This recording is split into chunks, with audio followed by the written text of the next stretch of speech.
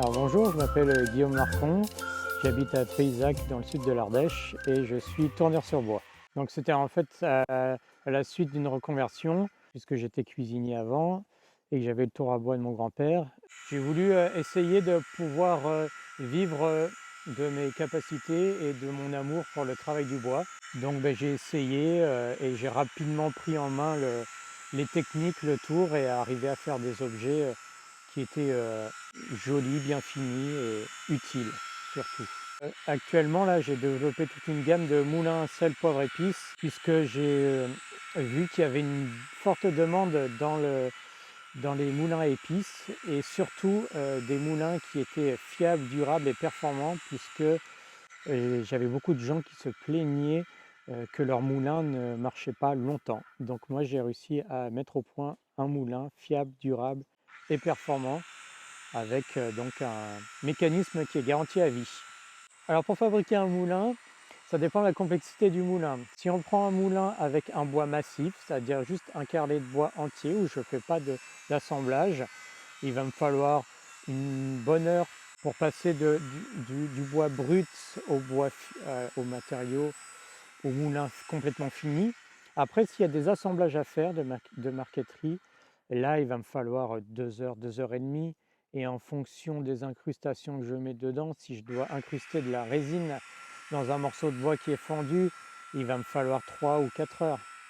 Alors le moulin, en fait, moi, ce que j'ai déposé à l'INPI, c'est le procédé d'assemblage de mes moulins, puisqu'en fait, ils sont segmentés avec plusieurs essences de bois, segmentés en 7 parties. Le nombre qui avait le plus joli design, et puis aussi parce que 7 c'est un nombre premier, c'est un chiffre un peu d'or, et puis c'est le département de l'Ardèche. Les essences que j'utilise, c'est essentiellement des essences locales.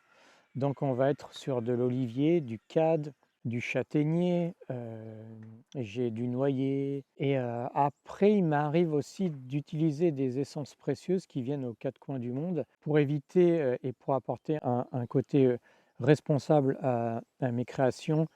J'utilise des chutes que j'achète dans les scieries et ça me permet d'avoir des bois très, très, très jolis et en ayant un impact, on va dire, écologique minimum.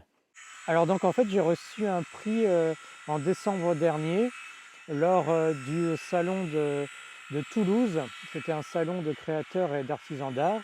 Et en fait j'ai reçu le prix coup de cœur du jury de sélection qui m'a récompensé pour l'originalité et la qualité de mon travail. Donc j'ai été très surpris puisque ça va faire la 3e année que je fais ça. Je puisse obtenir un prix aussi élogieux et avoir la reconnaissance des maîtres artisans d'art qui composaient le jury, ça m'a vraiment beaucoup honoré et touché et ça me motive à continuer encore mieux et encore plus et développer encore des choses plus poussées, plus évoluées et agréables. Alors en fait, pour retrouver mon travail, vous pouvez me retrouver soit dans les salons de métiers d'art, les salons créateurs, ou sinon vous pouvez retrouver tout mon travail sur mon site internet www.artcut.com, ça s'écrit ARDCUT, et vous verrez, il y a une boutique en ligne et il y a toutes mes réalisations et vous pouvez les commander aux 4 coins de la France. Eh bien, écoutez, si vous passez à côté de Payzac, c'est avec plaisir que je vous fais découvrir mon atelier et ce que je réalise.